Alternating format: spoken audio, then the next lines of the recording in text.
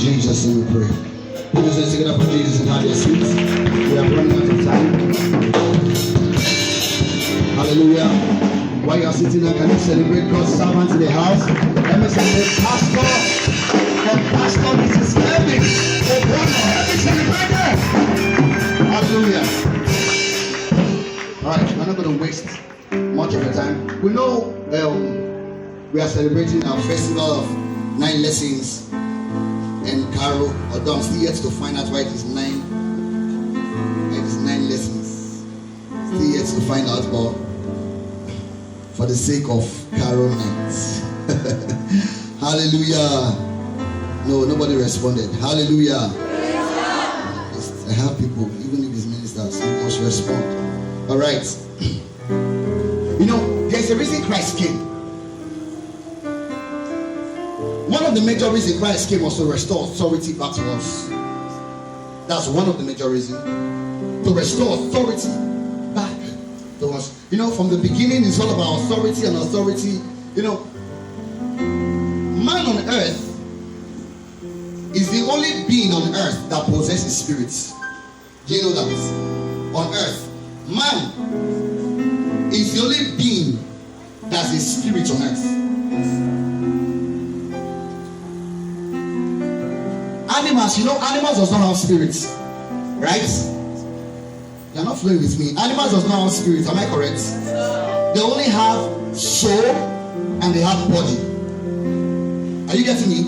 Animals, birds, they only have soul and they have body. That is why it is very easy for spirits to possess them. Because they lack spirit, they only have soul. You know what soul? Soul is a part of it that helps you to think. So animals, they think, they reason. You have seen dogs, they think, they calculate. So they have soul and they have body. That's why they exist on the earth. But man is the only being that is a spirit. Are you getting what I'm saying? Yes, man is the only being that's a spirit. But animals, they don't have spirits. They have, so that's why when they die, their body just turns into dust and their soul is extinct. It doesn't exist. But when man dies, his soul goes extinct, his body becomes flesh, his spirit is eternal. The spirit does not die, it's eternal. When somebody says you have eternal salvation, he talks about your spirit. Because when man is born again, it is the spirit of man that is transformed, not the soul of man. Are you getting me?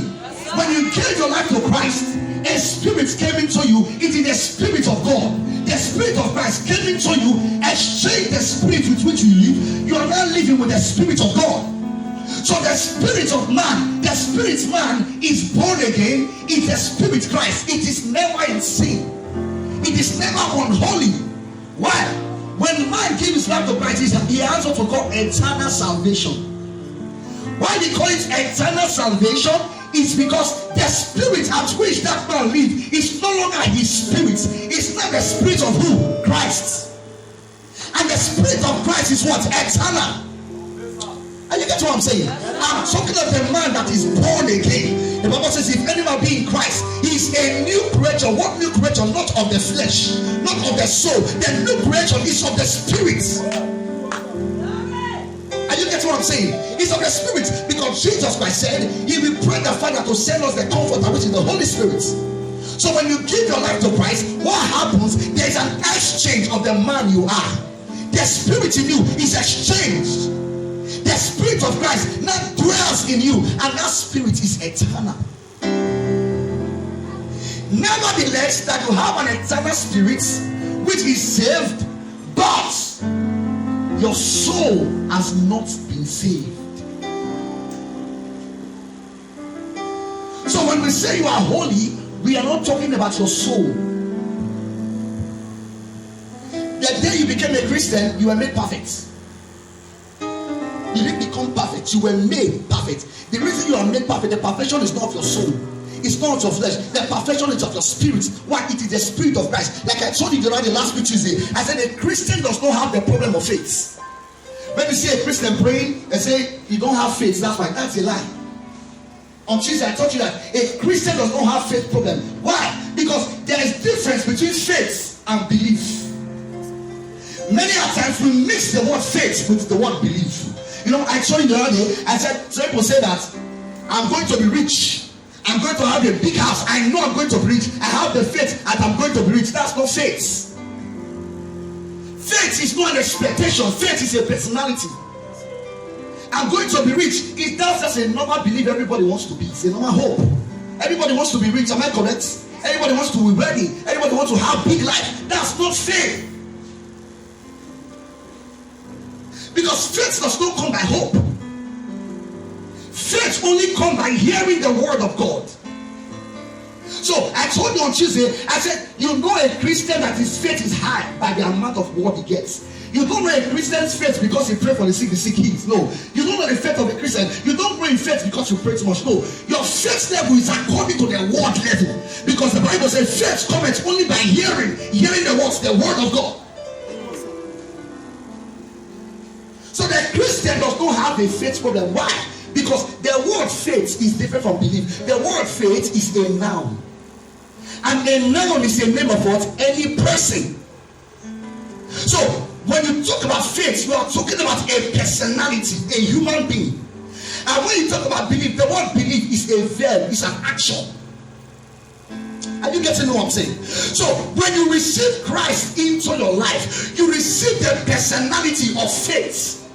That's what Jesus said to the disciples. If your faith is as small as a mustard seed, he was trying to let them know that there is no Christian that is without faith. No Christian that is without faith. The life of Christ is the life of faith. When you have Christ in you, you are made perfect. You are made perfect. So when Jesus was born, it was a different life that he came to give to us. You see all this singing and dancing we are doing, it's just a commemoration of the real thing. The real thing about Carol, if you sing here today and leave without taking the message I'm giving to you, you have missed it. The real thing about Carol is the life that operates inside of you. The life that operates inside of you. So the reason why we gather here, we are not gathered here to celebrate that Jesus is born. Who told you that Jesus was born in December? Let's not go into exegesis. Who said Jesus was born in December? As a matter of fact, if you study carefully, you will discover that Jesus, there was no date. He was born about October, November. The reason is because they said why shepherds watch their flocks by night. And in the days of in Bethlehem, shepherds watch their flocks during October ending towards November beginning. That's when they normally watch their flocks every year. So that was when they saw the star. So if we were to go by exegesis, we'll place it between October and November. It was the Catholic that just made something they will put it 25th December. Who told you that? So our coming here would have been wasted if we came here to just sing and dance. No, we came here together not because there's one carol night. We came here together not because we are dancing that Jesus is born. No, we came here together to join faith in remembrance that hey, we have a different type of life. So every one of us that is here now, we are celebrating together that there is a life that we live on earth. So it's just like coming together, a gathering together of saints. I was asking somebody one time who are saints, and the guy was telling me that saints are people that have departed. They are angels. I said no, that's error. Saints are actually Christians. The day you gave your life to Christ, you became a saint in Christ Jesus. So I can look at you and say Saint Samson.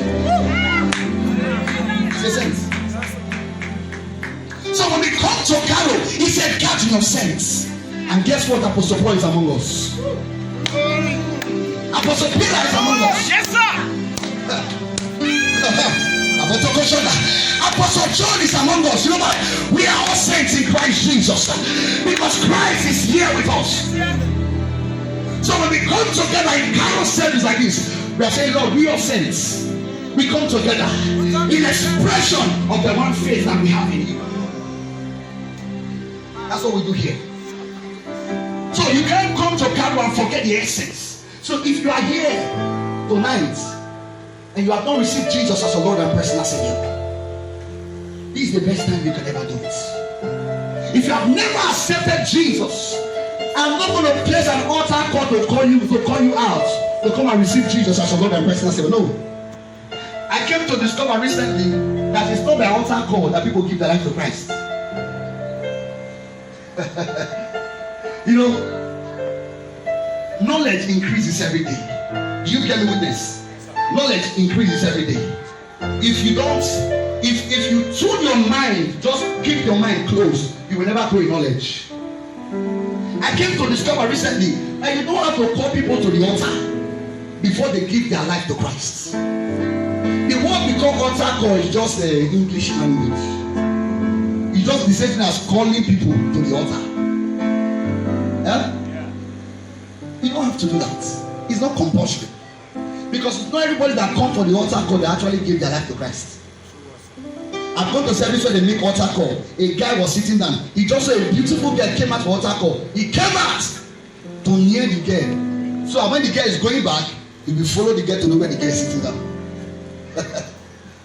Will you say that guy gave his life to Christ? No. But there are people sitting down there. While the message is going on, they are burning. While the message of Christ is going on, they are burning. Their heart is repenting. While they are there, they are crying, Lord, have mercy. Accept me as your son. Lord, have mercy. While they are there, tell me when they said the spirit that they didn't come out, does that mean they have not accepted Christ? They have received Christ. Let's keep tradition. They have received Christ there. So I'm telling you where you are seated. Where you are seated.